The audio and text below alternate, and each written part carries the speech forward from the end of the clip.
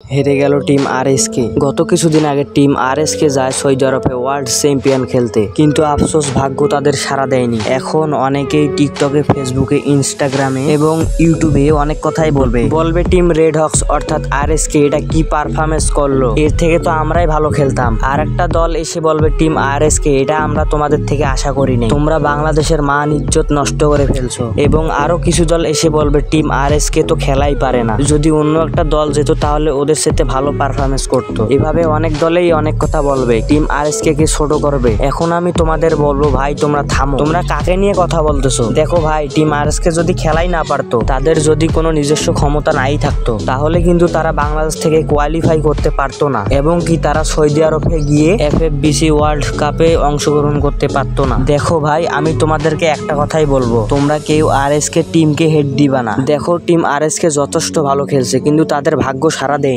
কারণ আমাদের বাংলাদেশে কিন্তু ফ্রি ফায়ার পুরোটাই ছিল ব্যান্ড, আর এতদিন ব্যান্ড থাকার পরে বাংলাদেশ সর্বপ্রথম ওয়ার্ল্ড চ্যাম্পিয়নশিপ খেলতে গেছে। তাদের কিন্তু এক্সপেরিয়েন্সের ঘাটতি আছে, সেটা তোমাদের বুঝতে হবে। কিন্তু তোমরা যদি আইসে এখন ফাল পারো যে আরএসকে টিম খেলতে পারে না, তাদের কোনো খেলার যোগ্যতা নাই, তাহলে ভাই এটা তুমি পুরোপুরি ভুল। তাদের যোগ্যতা আছে বিধায় তারা আজকে বাংলাদেশ থেকে সৌদি আরবে যেতে পারছে। এবার তারা হেরে গেলেও, কোয়ালিফাই করতে না পারলেও নেক্সট টাইম এই ভুলটা আর করবে না। তাদের একটু এক্সপেরিমেন্স হবে, তারা প্রথমবার বাইরের দেশে গিয়ে এই টুর্নামেন্টটি খেললো, তাদের একটু ধারণা হবে।